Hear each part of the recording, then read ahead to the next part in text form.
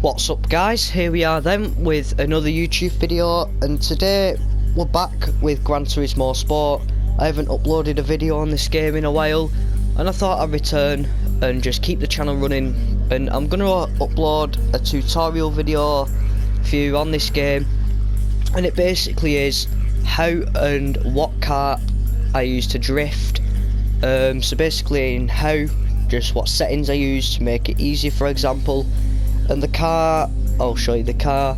So if you do go on to enjoy this video and you find it helpful, it would be nice if you could leave a like and subscribe so it's easier to check out my channel, and post notifications on the little bell so that it notifies you when a future upload is posted. So I hope you enjoy this video. So first of all, what car I use is basically this car here. That's just the design I've done on it. It's the R34 GTR 2002 model. It is an N300, but I've upgraded it to N900. We'll get through that when I go to the settings. And then how I drift we're going to get onto now before we take it for a spin. So options, this is the first thing. Steering controls, usually when you first start the game I think it's the left stick, but it's how you prefer and what you're used to. I used to always go on the left stick, but I used to try out the function, the motion sensor function, and I enjoy it, and I'm pretty good at drifting with it. So I use that. It's up to you what steering control you use, and then I've just got it in manual transmission instead of automatic, just to make it look a bit more realistic to manual driving. It's just something I like to do. So that's basically it for options, but the car settings is the main thing you want to remember. So first of all, power level, max it out. That's what I've done. Just put it to the maximum. You put it to level 5 and then put it to the maximum power ratio. This helps the car like lose its control. With more power it allows it to spin more, so that's why obviously with a fast car like a race car they use racing tyres, so they have better traction, if you get what I mean. And then the weight reduction makes it go even faster by making the car lighter. So you max that out and put it to its lowest. Traction control I have on 0 for more slide. Again, that's what traction is. And then the tyres, I use comfort hard personally. I think you can use any of the comforts, but I just use comfort hard because it has less tyre grip on hard than medium or soft. But comfort's like the drifting kind of tyre. Like racing's obviously for racing and race cars, should I say. But comfort I think is more of a like drifting kind of tyre, and it's got the least grip out of all of them as well, apart from the racing wets I think. But yeah, that's what I use anyway, and obviously it will lower the acceleration because obviously sliding more, but it helps to drift from my opinion. Obviously this is my settings and it works, so if you do go on to like it, then use these settings. And if you're falling behind, I'm going to slowly scroll down. Just pause the video, brake balance 0, suspension like that. I think this is default, but I'll just have to double check. Aerodynamics is 30, and then for driver chain, this is it, what you want to do.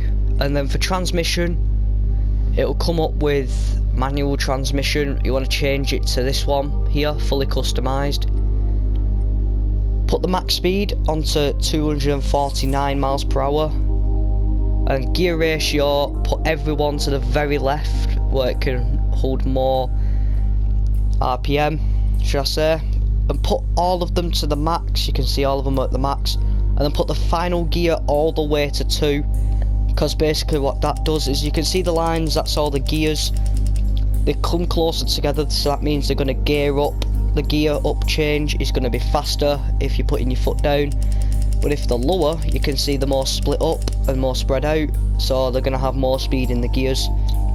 This is just what I prefer, but it just works for me, especially in this car as well. So they're my car settings for the road. I've not even bothered with the drift settings, but it can give you some clues there for other cars, but I just literally went on this on road and it just works. So let's go out and take it for a spin on the Suzuki East course. Obviously traction control and 0. You can see how much speed it's taking in. So what I do usually is just tap handbrake and just slowly put my foot down and just manage the speed. If I feel like I'm going too wide, I'll let go of the pedal, like you saw me do there. See, 130 mile an hour then when I change gear. Hold so much speed, but I prefer it and it works.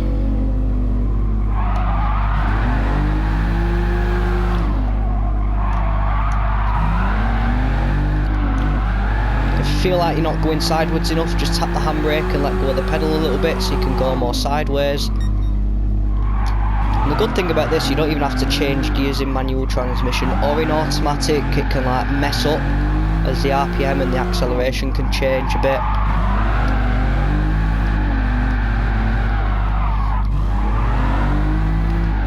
Yeah, this is on the motion sensor function, so if you like it, maybe give it a try, but it's up to you what you use. I did mess up on that corner a little bit then, but it's a very thin road. But this is like the track that you'd use for drifting practice, obviously, all the corners.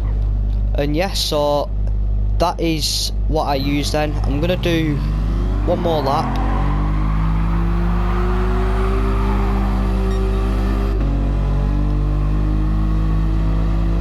This is my design. I haven't uploaded it onto the gallery yet.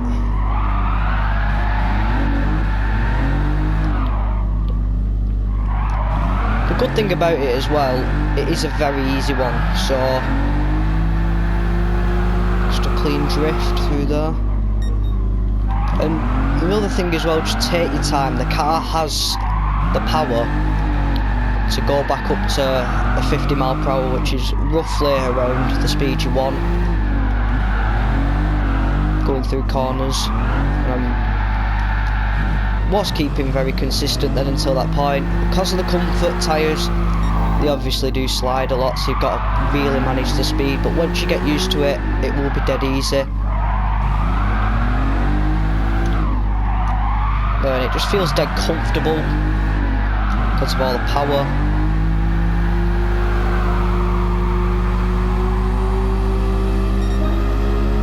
Yeah, they weren't the greatest drifts, but I just wanted to show you anyway. So if you didn't like the drifts, just go on and have a test if you're struggling for knowing how to drift. But as I said earlier, if you do enjoy this video and it was helpful, please leave a like.